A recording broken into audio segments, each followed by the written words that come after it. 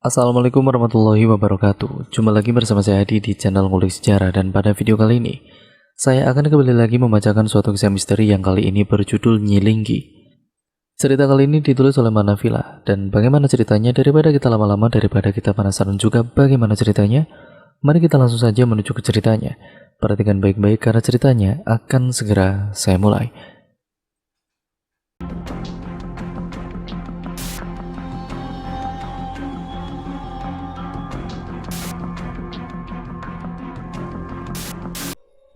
Tidak ada yang salah selama kita naik sampai puncak juga ngecamp. Masalah baru muncul menjelang kita turun. Di pengasinan Ayumi Haid atau datang bulan. Setelah memasang pembalut, kita langsung turun. Pamit sebentar dengan pendaki Wonosobo yang kemarin sempat ngobrol di puncak. Mereka menyarankan ngecamp semalam lagi karena sudah mulai sore. Tapi karena besok kita berdua kerja, ngecamp semalam lagi jelas tidak mungkin, masuk hutan lagi. Ayumi jalan duluan, aku di belakangnya biar bisa mengawasi. Kita berjalan pelan. Jalur Linggarjati, agak bahaya untuk dibawa lari. Sebentar-sebentar Ayumi meminta istirahat, mungkin pengaruh haid. Keanehan mulai terasa ketika kita melewati pos Sanggabuana. Kita tidak bertemu satu pendaki pun yang naik. Padahal ramainya pendaki inilah yang membuat saya berani turun walaupun kesorean. Jam 5 sore kita sampai di pos Batu Lingga. Ada sedikit tanah lapang buat kita istirahat. Di sini kita masak mie dan juga nyeduh kopi. Gimana Di? Udah sore banget, ngecamp lagi apa gimana? Kata Ayumi. Mukanya benar-benar kelihatan jelas capek dan juga khawatir. Lanjut aja yuk, sekalian capek, kataku. Setelah di rumah barulah aku tahu kesalahan fatal dibuat di sini dan juga di Sanggabuana. Ayu cerita waktu di Sanggabuana dia sebel banget harus bentar-bentar berhenti karena kasih jalan pendaki yang mau naik. Dia sempat ngomel, "Ada nggak ada yang naik lagi? Enak nih turunnya, nggak keganggu." Entah kebetulan atau tidak, memang betul kami tidak pernah lagi berpapasan dengan pendaki lain. Kesalahan kedua dan yang paling fatal, di Batu Lingga itu, Ayumi membuang bekas pembalutnya ke kerimbunan semak. Mulai dari sini sampai bawah adalah teror. Beres-beres peralatan, packing ulang, kita langsung jalan. Hari sudah gelap karena menjelang maghrib. Ayumi di depan, aku di belakang. Bulu kuduk mulai berdiri rasanya di antara semak di balik pohon. Di setiap tempat yang gelap ada yang mengawasi. Kepalaku mulai nyeri. Berdasarkan pengalamanku, kepala yang nyeri biasanya ada aktivitas mistis.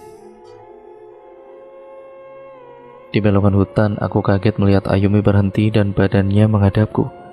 Suaranya gemetar, dia bilang, "Dik, lu jalan duluan ya, gue pegangan keril lu ya." Aku kemudian mengangguk. Jadi sekarang aku jalan duluan sementara Ayumi pegangan karirku di belakang. Jalanan sudah gelap total, penerangan cuma dari cahaya headlamp. Dari sudut mata aku melihat ada bayangan hitam yang berdiri di pohon. Tapi waktu aku menoleh tidak ada siapapun. Lalu ada suara bisik-bisik yang jelas sekali, yang tadinya aku pikir pendaki yang naik. Nyatanya jalur di depan itu kosong dan gelap, tidak ada siapapun. Di sini aku berdoa dalam hati memohon perlindungan. Tiba-tiba Ayumi menangis. Dia jatuh terduduk, kepalanya disembunyikan di lututnya.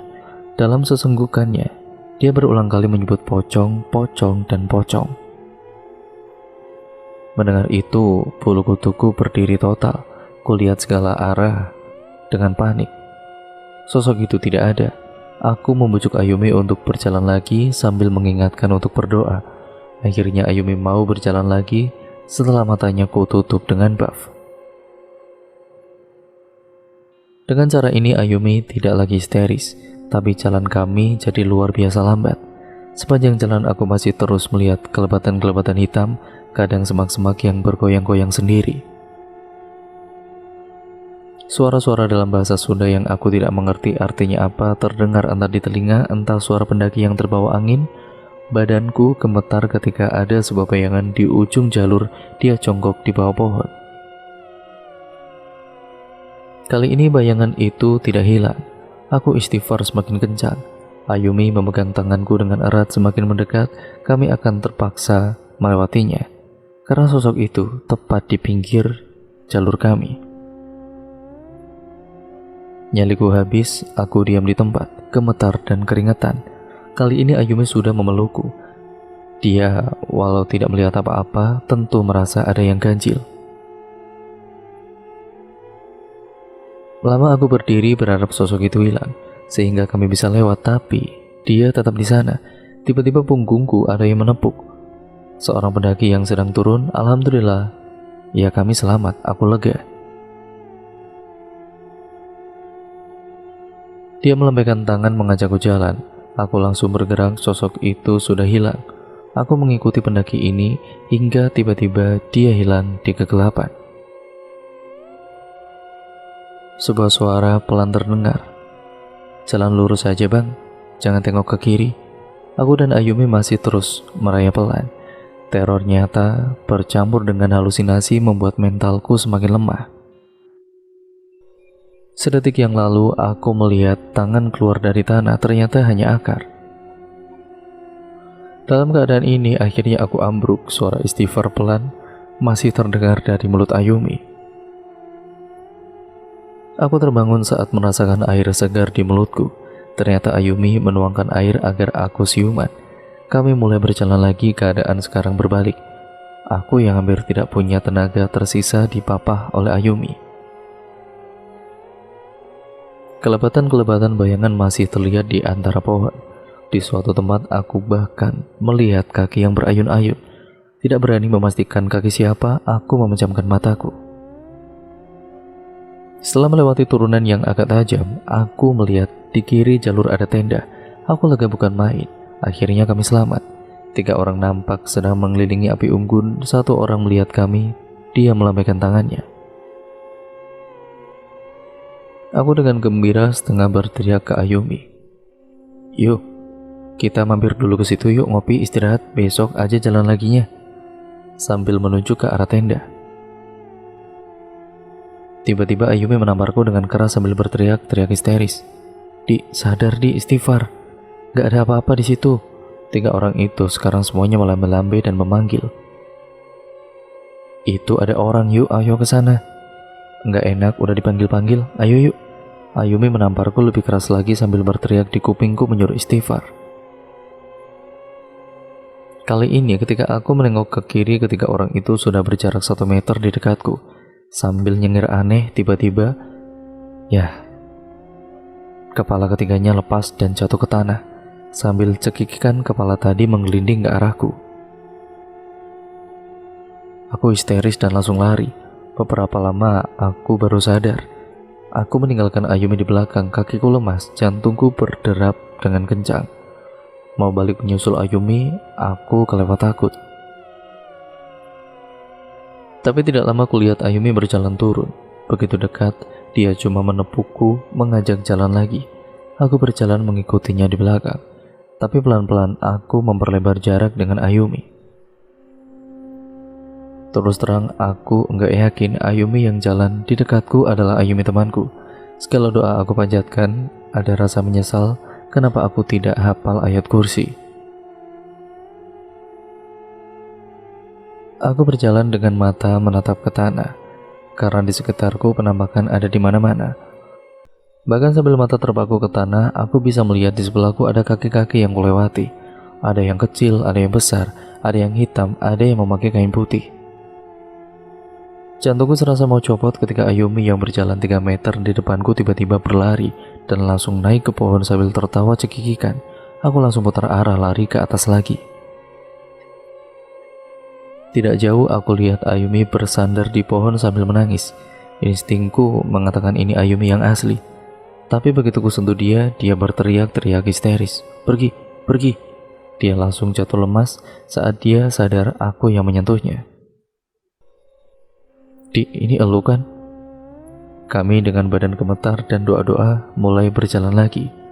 Semua penampakan muncul, ada yang bertengger di pohon, kepala yang menyembul di semak-semak, bau-bau busuk dan wangi melati yang berganti-ganti. Aku dan Ayumi berusaha untuk tetap berjalan di tengah jalur. Kami sangat takut jika terlalu kiri atau terlalu kanan. Ada tangan yang akan menarik kami ke semak-semak, belum lagi suara-suara. Ada suara yang terdengar marah tapi dalam bahasa Sunda. Ada yang tertawa cekikikan, ada yang mengucapkan Assalamualaikum berulang-ulang. Aku sempat berlindung di balik pohon ketika melihat kuda lewat tanpa ada penunggangnya. Kami akhirnya lepas dari hutan dengan susah payah. Tidak pernah terpikir untuk melihat jam berapa, tapi gangguan masih belum mau melepaskan kami. Satu dua tangan atau kepala masih muncul dan hilang di sudut mata kami. Lalu suara burung terdengar jelas. Kauk, kauk, kauk, seperti itu. Entah aku sudah kelewat terbiasa atau sudah pasrah. Aku 100% yakin ini pasti burung jadi-jadian. Lalu di atas kami burung hitam terbang dengan pelan. Ternyata bukan burung jadi-jadian, itu burung biasa. Aku lega selega-leganya, aku mendengar Ayumi istighfar pelan, lalu jatuh pingsan. Perasaanku kembali berantakan, ada apa lagi ini? Sebelum aku juga pingsan, aku sempat melihat apa yang membuat Ayumi tumbang. Di belakang burung tadi, ada yang terbang mengikuti sebuah kurung batang. Aku terbangun di pos Cibunar, bingung dan disorientasi. Sampai aku tersadar lagi, kejadian tadi malam bukan mimpi, badanku kembali gemetar. Beberapa orang di ruangan itu menyadari aku sudah terbangun. Langsung kemudian menghampiri. Yang satu memberikanku teh panas manis, yang saat ku minum langsung membuatku merasa tenang lagi. Yang satunya duduk di sebelahku sambil mengusap-ngusap punggungku. Diminum pelan-pelan aja tehnya, Jang, kata si bapak itu. Aku memperhatikan seluruh ruangan, masih belum yakin kalau aku sudah tertolong. Pak, teman saya. Aku menanyakan keberadaan Ayumi. Tidak adanya Ayumi di situ, ya langsung membuatku terserang panik. Ada di ruangan sebelah, tidak apa-apa. Aku lalu menceritakan semua kejadian yang kami alami sampai akhirnya kami pingsan. Bapak itu mendengarkan dengan tenang, tidak nampak terkejut sama sekali. Asap rokok sesekali mengepul dari bibirnya. Semua yang kuingat kuceritakan kecuali kejadian Ayumi membuang pembalutnya di semak. Selain takut, ada rasa malu karena telah mengotori gunung. Gimana sampai seperti itu? Kenapa? Kata si bapak. Kejadian gaib memang sering di sini, tapi saya baru dengar yang sampai parah begini. Saya juga nggak tahu, Pak. Jawab saya berbohong. Bapak itu menatap lurus ke mataku, seperti berusaha membaca. Dia lalu, punten ya Jang, punten, Bapak cuma nanya, kalian di atas sini? Aku gelagapan ditanya seperti itu. Astagfirullah, enggak Pak, saya sama Ayumi cuma teman, kita juga bawa tenda masing-masing. Bapak itu masih menatapku dengan pandangan tidak yakin. Tapi memang itu kenyataannya, aku dan Ayumi sepakat untuk tidur di tenda masing-masing. Ayumi membawa tenda satu orang yang sering kuejek sebagai tenda orang mati, dan aku membawa trap tent yang baru kubeli sebelum berangkat. Kami memang akrab, tapi keakraban kami sama sekali tidak mengarah ke arah romantis. Ya sudah, kamu istirahat dulu sebentar, nanti ada yang datang bawa lauk dari bawah, kamu langsung makan ya, diisi perutnya, kata si bapak. Aku mengangguk, dan terima kasih ya Pak. Bapak itu langsung keluar menemui beberapa orang yang sejak tadi itu diam-diam mendengarkan pembicaraan kami. Dari suaranya mungkin ada sekitar 4 orang, tapi aku sama sekali tidak paham apa yang dibicarakan karena dalam bahasa Sunda. Tapi naik turun intonasi obrolan mereka yang pastinya membicarakan aku dan Ayumi membuatku merasa tidak enak. Jam di tanganku menunjukkan jam 11 siang. Buat orang-orang yang habis-habisan diteror tadi malam, tidak terbayangkan gembiranya melihat cahaya matahari. Aku melihat karirku dan Ayumi ada di pojok ruangan, juga sepatu milik Ayumi. Kubuka carrierku mencari handphone dan charger. Saat ku dengar arangan suara Ayumi, suaranya ada di ruang sebelah. Bulu kutuku kembali berdiri. Apakah cobaan ini belum selesai? Aku memberanikan diri untuk melongok ke ruangan sebelah.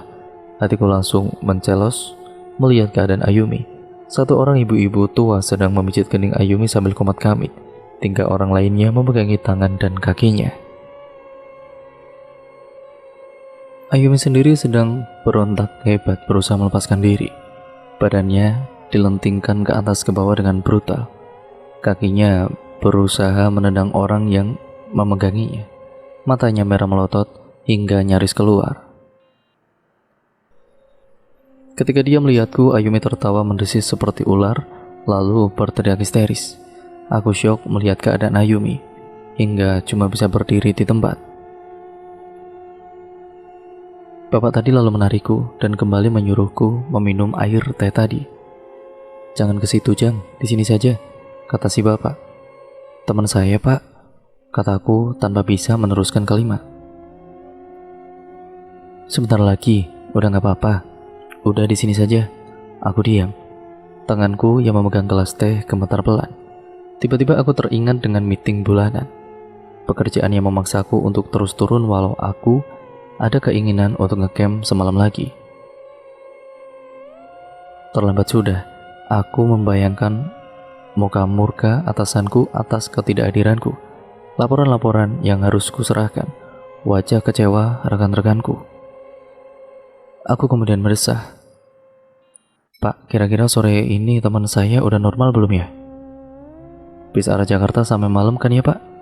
Saya hari Selasa harus sudah ngantor, Pak, tanyaku pada si bapak. Si bapak menjawab ringan, tapi bagai petir di telingaku. Sekarang teh hari Rabu, Jang. Tidak lama ibu tua tadi keluar. Dia berjalan lemah menghampiri kerumunan orang di depan. Di situ aku memperhatikan keriput tangannya. Ibu ini sudah tua sekali, mungkin usianya hampir 70 tahun. Di situ dia berbicara pelan, yang lain mendengarkan. Pada suatu kalimat, beberapa orang tampak terkejut, lalu mengangguk-ngangguk tanda mengerti. Bapak tadi lalu menghampiriku. Jang, kita turun duluan ya. Kamu bojeng bapak. Teman kamu nanti nyusul turun, soalnya motornya cuma 1.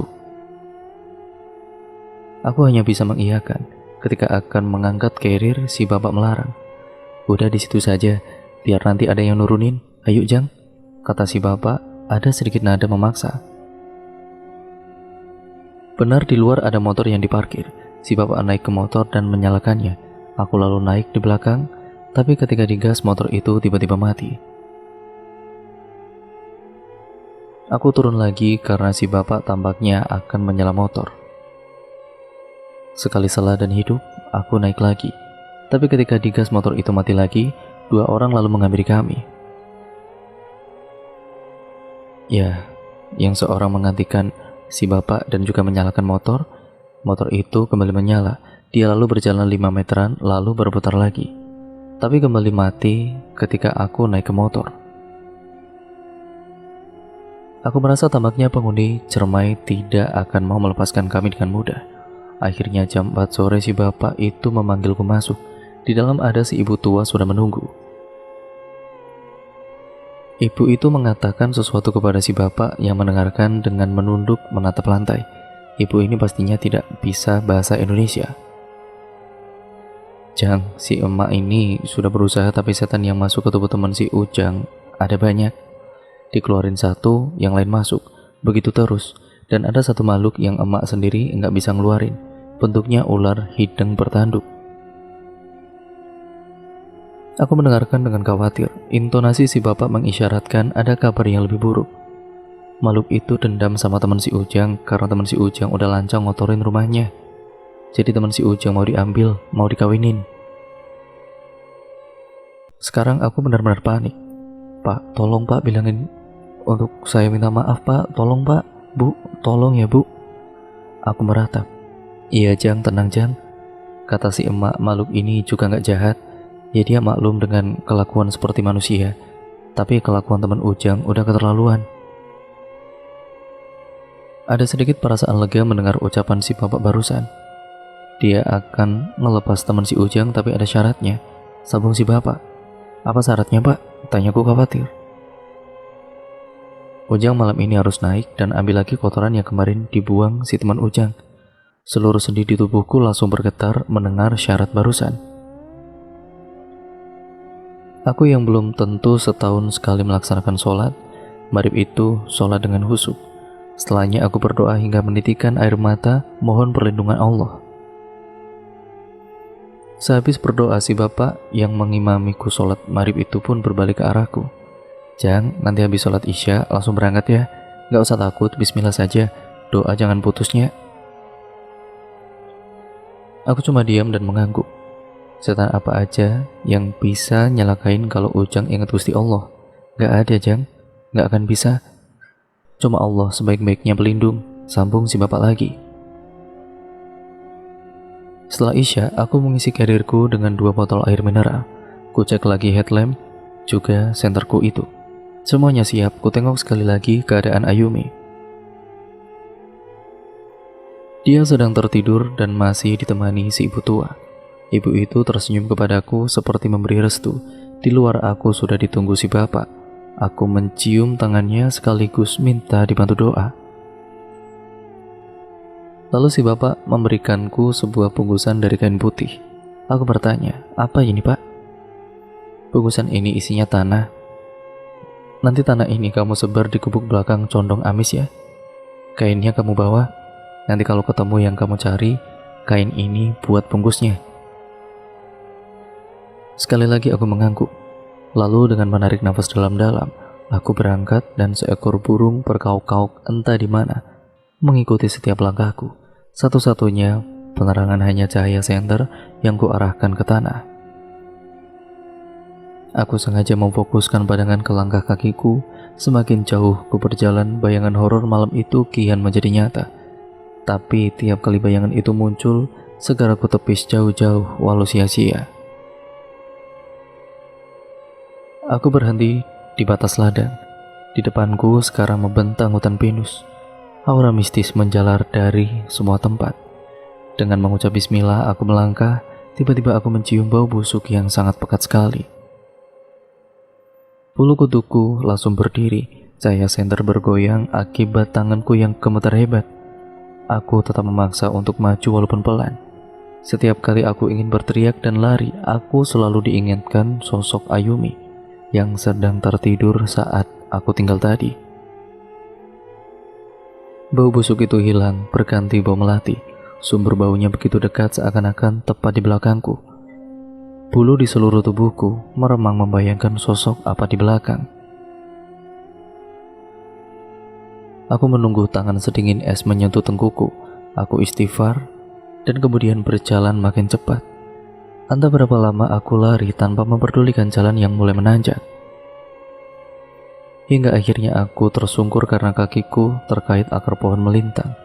Sekitarku bukan lagi hutan pinus melainkan pohon-pohon tua raksasa.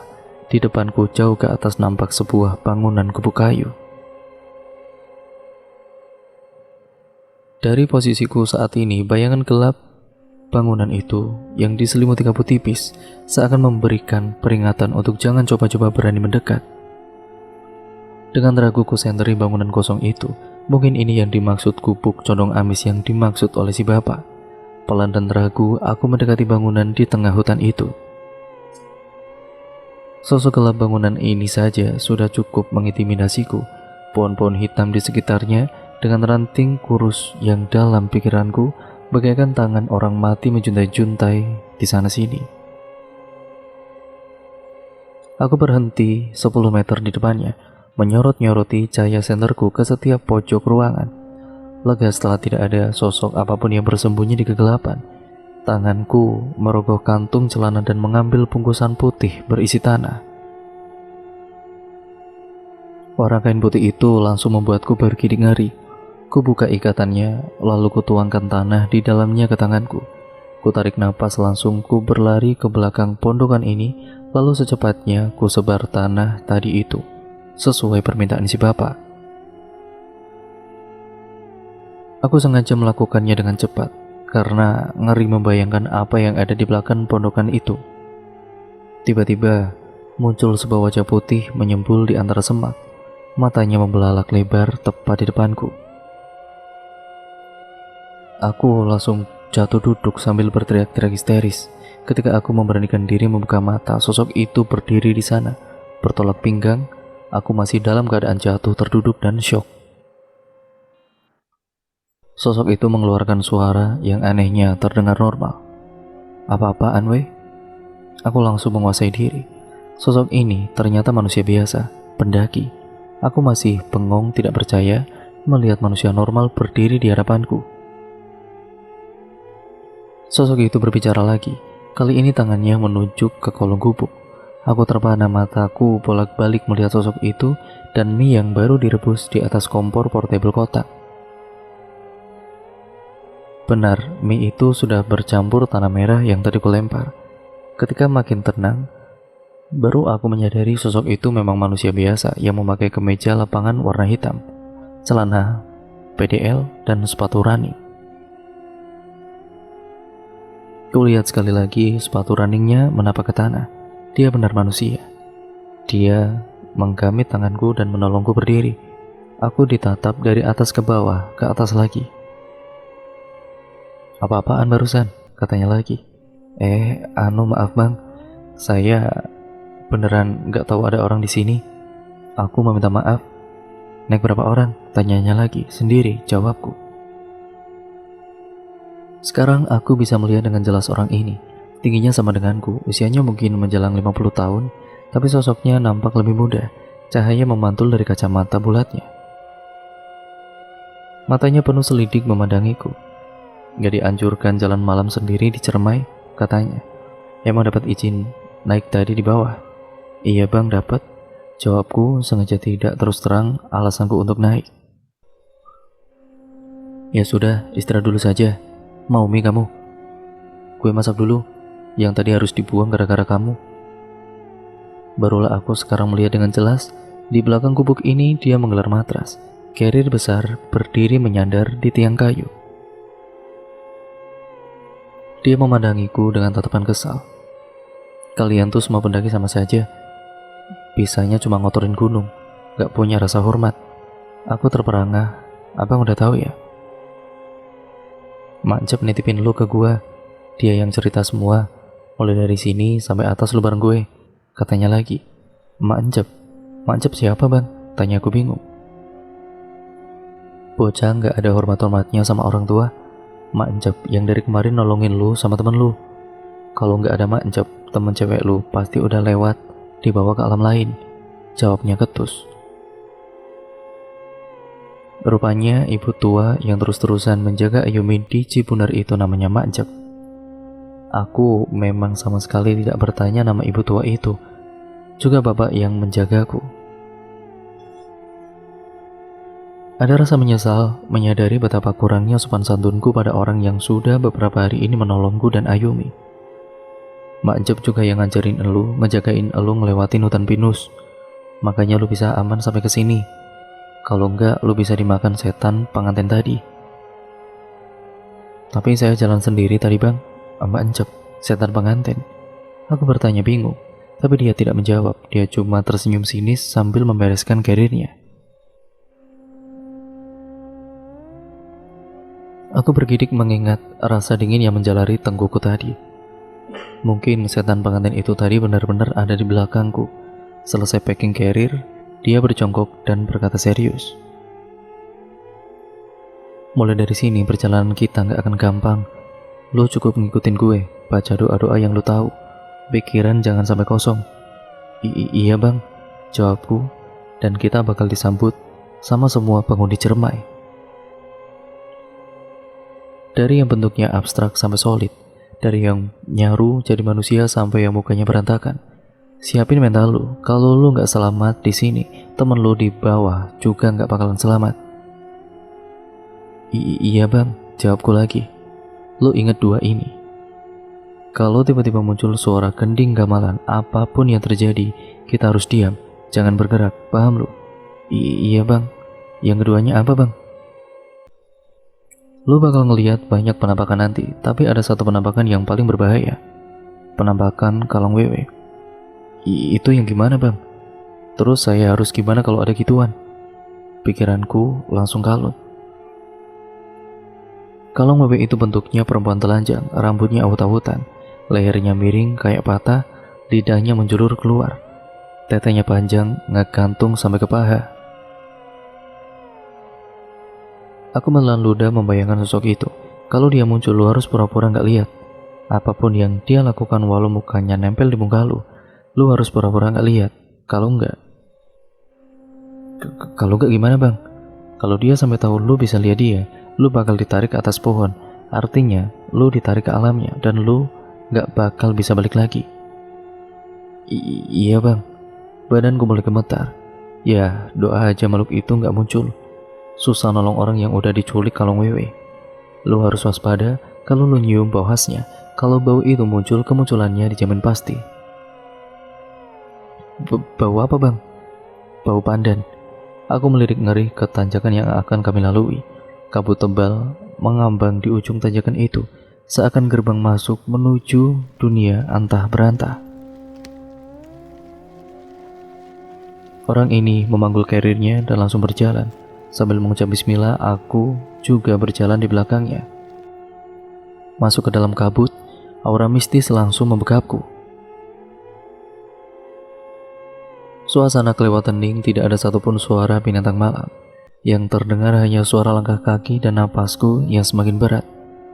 Tapi kehadiran orang ini sungguh membuatku banyak perbedaan dibanding awal jalan tadi di Cibunar. Sekarang aku mulai berani melihat sekeliling. Dari jauh kulihat sesuatu bergerak mendekat dengan cepat. Kabut putih bergulung-gulung menabrak kami. Selama sedetik, aku bahkan tidak bisa melihat tanganku sendiri. Kabut itu hilang dalam sekejap, diikuti rasa dingin yang seakan memelukku. Tubuhku mulai menggigil. Orang itu masih berdiri diam di tempatnya. Aku langsung melihat apa yang membuatnya tidak bergerak. Seekor kelabang besar, sebesar paha, yaitu sebesar paha orang dewasa. Makhluk itu merayap pelan, melintangi jalur. Buku-buku badannya itu pun hitam mengkilat. Sulur di kepalanya bergerak-gerak liar. Aku diam mematung, berharap makhluk itu segera hilang. Alih-alih menjauh, kelabang itu malah merayap mendekat. Sulur di kepalanya pun baru menyentuh betisku ketika tiba-tiba orang itu mengeluarkan parang dan membelah kelabang itu menjadi dua. Sebelah badannya menggelepar liar di tanah, sementara yang sebelah justru merayap ke pahaku. Aku berteriak sejadi-jadinya sambil mengibaskan kaki.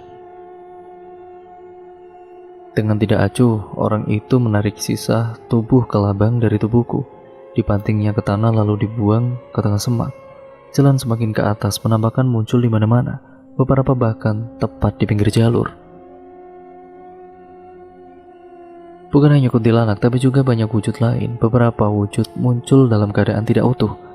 Ada yang tanpa kepala, ada yang tidak punya rahang, ada yang kepalanya terbelah.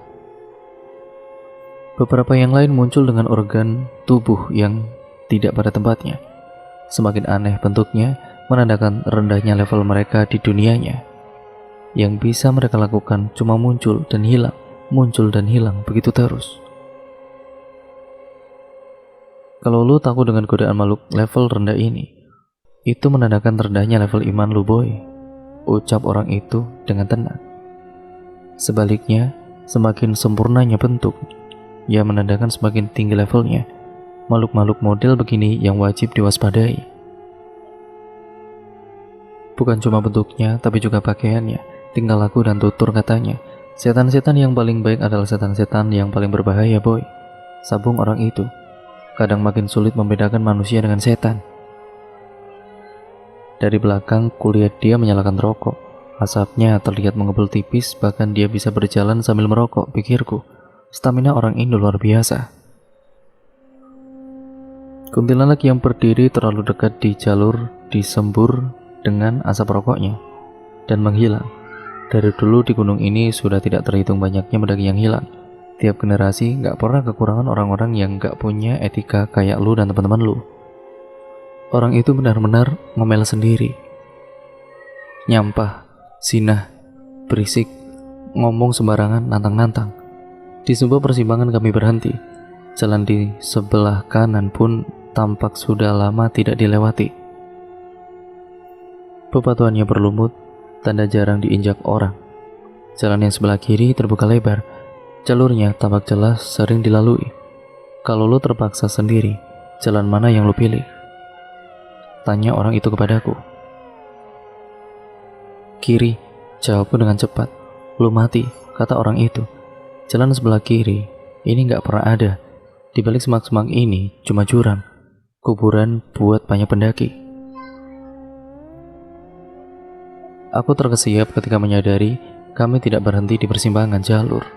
Jalur sebelah kiri yang tadi kulihat sekarang berubah menjadi semak belukar. Semakin kuat usahaku untuk diam, tubuhku ini semakin gemetar tidak terkendali.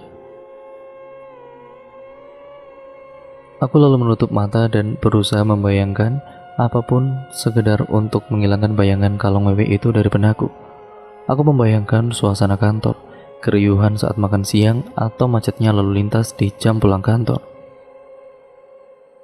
Sekejap aku berhasil menenangkan riuh jantungku.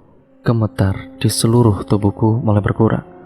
Ketika tiba-tiba suara berdebum jatuh tepat di belakangku, usahaku barusan langsung sia-sia. Tubuhku gemetar hebat, bahkan lebih dibanding sebelumnya.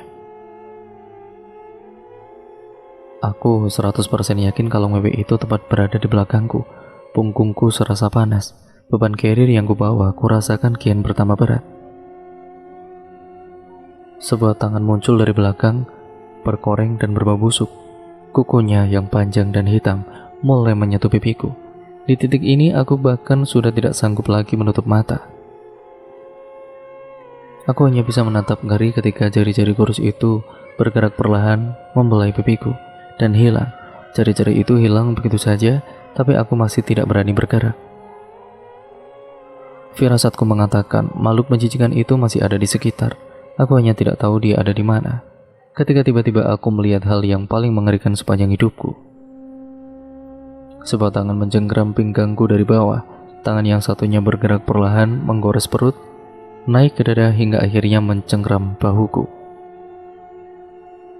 Dan perlahan sebuah wajah yang mengerikan muncul di antara dua tangan itu. Matanya menatap kosong ke mataku, hanya mata kosong itu yang tersisa di wajahnya. Seluruh wajahnya hancur dan bernanah, dahinya penuh borok besar-besar yang siap meletuskan darah dan nanah kapan saja. Wajah itu terus naik, matanya tetap terpaku menatapku. Pelan dan juga pasti dia merayap di perutku, naik ke dadaku, leher dan langsung tepat berada di wajahku. Mata bulat besar itu terus saja lekat menatapku semakin dekat. Mataku menatap ngeri ketika mulutnya terbuka menampakkan belatung-belatung yang menggeliat di dalamnya. Mulut itu kian membuka lebar dan semakin lebar. Seluruh wajah itu sekarang adalah mulut yang menganga. Tangannya mencekik leherku. Mulut itu semakin mendekat dan mendekat.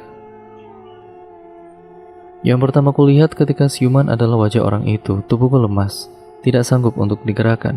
Seluruh tulang serasa lepas dan kepalaku terasa nyeri. Ada rasa sakit di sekitar leherku. Ketika aku menyentuhnya, tampak noda darah di jariku.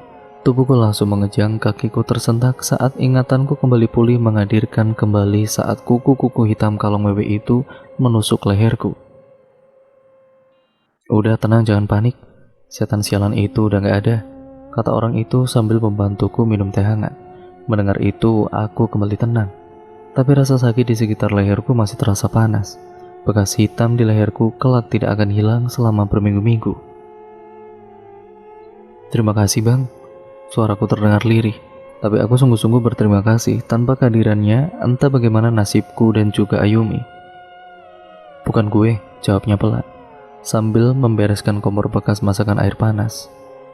Suaranya terdengar lemah. Aku masih memandanginya, menunggu jawaban. Merasa diperhatikan, dia menghentikan aktivitasnya dan menatap serius kepadaku. Berterima kasih sama Nyilinggi, dia berucap. Aku masih menatapnya, bingung bagaimana bereaksi. Nyilinggi siapa bang? Tanyaku, dia tampak kesal dengan pertanyaanku. Emang kalian itu bocah nggak tahu adat? Nyilinggi itu orang yang rumahnya di Patulingga yang kalian kotorin. Aku masih tetap bingung dengan jawaban-jawabannya. Tapi orang kan bang? Tanyaku lagi. Dia mendekat dan berbisik pelan di telingaku. Penguasa Ciremai. Kami kembali berjalan. Semakin ke atas, hutan semakin rapat. Pohon-pohon besar berdiri angker di segala penjuru. Sosok-sosok kuntilanak masih muncul di sana-sini, walau tidak sebanyak tadi. Sebagai gantinya, banyak penampakan-penampakan baru berupa sosok-sosok menyerupai manusia biasa. Tidak ada aura mengancam dari sosok-sosok itu, yang terasa justru aura penderitaan. Sosok itu menyebar di banyak tempat, di tiduran, di jalur, di bawah pohon. Ada yang menangis sesenggukan di antara semak-semak. Semua sosok itu adalah laki-laki. Wajahnya tampak seperti wajah orang desa biasa. Di suatu tempat, aku bahkan harus berjalan zigzag agar tidak menginjak orang-orang ini. Aku mengenali tempat ini sebentar lagi. Di atas adalah tempat aku dan Ayumi mendirikan tenda pada malam pertama saat mendaki. Dan benar saja, tidak lama kami mendapati lahan agak terbuka. Di sana kulihat ada satu tenda yang berdiri. Ada sebuah penanda berwarna kuning di pohon yang bertuliskan kuburan kuda. Wajahku sumringah melihat kehadiran orang lain di gunung ini. Dua orang pendaki yang sedang sibuk memasak. Satu orang lainnya tampak duduk di mulut tenda, kakinya menjorok keluar, memperhatikan rekannya yang sedang sibuk. Tapi aku juga melihat penampakan sosok lain. Di sekitar mereka hantu-hantu berwujud orang desa ada di mana-mana. Sebagian besar berkerumun di sekitar pendaki yang sedang memasak. Wajah-wajah sendu itu memperhatikan seorang pendaki yang sedang mencicipi kuah mie. Mereka tampak kelaparan. Aku sudah bersiap akan menyapa pendaki-pendaki ini ketika orang itu mencolekku dan menggeleng-gelengkan kepala. Sekarang ini, mereka nggak bisa melihat kita, katanya. Aku terperangah mendengarnya. Apakah aku sudah jadi hantu? Kita dan mereka ada di tempat yang sama, tapi berbeda dimensi. Sambung orang itu lagi. Percuma nyapa, mereka nggak akan dengar. Aku lalu menunjuk sosok-sosok hantu kurus berwujud orang desa itu, meminta penjelasan. Mereka tadinya itu orang kampung biasa di kaki gunung. Mereka dibawa ke sini untuk kerja rumusa di zaman Jepang. Disiksa, kelaparan, dan akhirnya dieksekusi. Mayatnya dibuang di daerah ini. Aku iba mendengar masa lalu pahit yang harus hantu-hantu ini alami. Orang itu menggamit lenganku, mengajakku kembali meneruskan perjalanan. Aku mengangguk, lalu mulai melangkah. Ada rasa sedih harus berpisah dengan pendaki-pendaki ini. Bagiku mereka adalah simbol kehidupan biasa, tenang dan tanpa konflik. Sementara aku harus pergi menuju ke kerajaan gaib Gunung Ciremai. Keceriaan mereka adalah keceriaanku dan Ayumi beberapa malam yang lalu. Semoga mereka tidak mengikuti kesalahan kami. Perhatianku teralih oleh suara gemerisik di semak-semak di kanan dan kiriku. Sesekali terlihat kelebatan sesuatu berjalan mengiringi langkah kami. Kadang terdengar napas berat. Aku mencolek orang itu. Bang. Dia malah menepis tanganku dan mengisyaratkan agar terus berjalan. Tapi aku tidak bisa menepis rasa takut dan keingintahuanku. Hingga terus-terusan mencolek-colek tangannya, dia yang akhirnya merasa terganggu akhirnya berhenti. Bawel banget lu sumpah, makinya. Sini gue jelasin biar diem. Dia menyelipkan rokok di bibirnya, membakar dan mengisapnya dalam-dalam. Enggak pernah ada yang bisa jelasin bentuk kalong wewe. Tadi gue bilang, kebanyakan orang yang diculik kalong wewe itu jarang balik, betul? Tanyanya sambil mengembuskan asap rokok. Aku mengangguk. Sebagian ada yang bisa ditolong walau susah, tapi mereka nggak kembali utuh. Siapapun yang sudah ditetein kalong wewe sudah nggak akan bisa ngomong lagi. Dia melanjutkan, kalong wewe nggak akan membiarkan orang lolos dan nyeritain bentuknya yang menjijikan ke orang lain. Sampai sini aku mulai gemetar lagi membayangkan bentuk kalong wewe yang sungguh menjijikan tadi. Kalau wewe itu masih ngikutin kita sampai sekarang, jelasnya lagi, dia nggak akan ngelepas lu boy. Tapi dia nggak bisa mendekat karena sejak kejadian tadi, kita dijaga di kanan kiri sama makhluk lain. Apaan bang? Tanyaku. Dia mengembuskan asap rokoknya ke wajahku. Suaranya terdengar sedikit gemetar dan sedih. Dia berkata pelan, harimau. Ternyata ada juga makhluk gaib yang baik sama manusia ya bang, kataku. Dia tersenyum kecut. Baik bukan pilihan kata yang tepat boy. Dia kembali menghisap rokoknya. Terus bang? Aku bertanya menyelidik. Buat ganti penjagaannya, ada sesuatu yang nanti harus dikorbanin. Bajuku harus basah oleh keringat. Kakiku mulai nyeri. Semakin ke atas, jalur yang harus kami lalui semakin curam. Tanjakan-tanjakan ini seakan-akan tidak berakhir. Orang itu seringkali harus berhenti untuk menungguku yang mulai menggap-menggap kehabisan napas. Jika sudah begitu, dia biasanya hanya merokok dan melihatku dengan sebal. Aku sudah hampir tidak peduli dengan harimau di kanan kiriku, atau kalung mewe yang pastinya sedang mengawasiku entah di mana. Selama mereka tidak menampakkan diri, sudah cukup bagiku.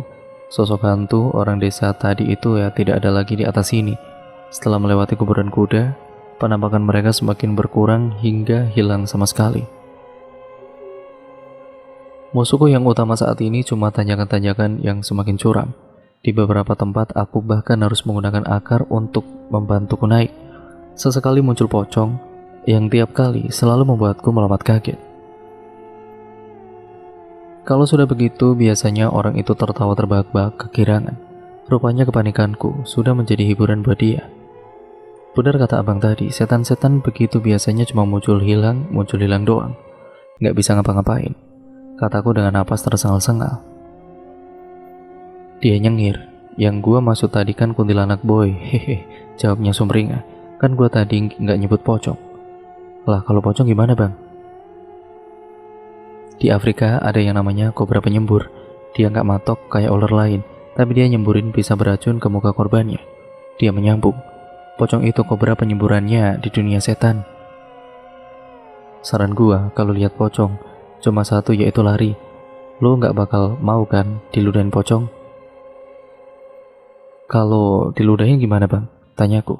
Ya buta lah. Dia menjawab diiringi gelak tawa senang. Entah dia bercanda atau tidak, tapi yang jelas aku berharap jangan pernah lagi bertemu pocong itu. Dari tanjakan di depan kita, seonggok kepala tanpa tubuh tergeletak. Aku bagai tersengat listrik ketika kepala itu berputar pelan dan menampakkan wajahnya. Mulutnya sobek sampai ke telinga, lidah panjangnya menjulur keluar dan bergerak-gerak mengerikan. Air liurnya menetes, matanya yang tertutup pelan-pelan terbuka. Di balik kelopak mata itu tidak ada apa-apa, hanya lubang hitam, kosong tapi terlihat mengancam. Pelan, kepala itu terangkat ke udara, menampakkan sisa tubuhnya. Di tempat yang seharusnya leher itu sekarang nampak hanya tulang. Jaringan urat dan juga otot yang tampak basah membeli tulang itu tampak menggantung jeroan perutnya. Busuk tapi juga berdenyut-denyut. Makhluk itu melayang 2 meter dari tanah, ditingkahi suara tawa serak dari mulutnya. Dia tidak mampu bergerak. Aku hanya membelalak ngeri. Tapi dengan cepat orang itu menangkap tulang yang menggantung di bawah kepalanya, dibanting ke tanah dan diinjak hingga hancur. Dan cerita pun akhirnya bersambung ke part yang selanjutnya ya teman-teman.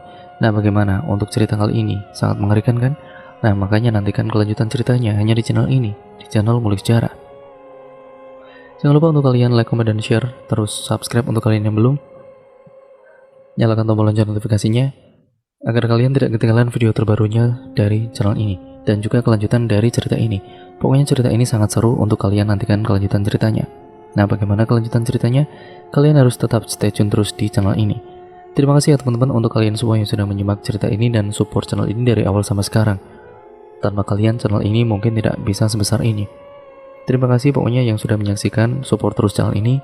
Jangan lupa pokoknya tetap stay tune terus ya teman-teman. Sampai berjumpa di video terbaru selanjutnya. Video ini saya akhiri. Kurang lebihnya mohon maaf. Wassalamualaikum warahmatullahi wabarakatuh.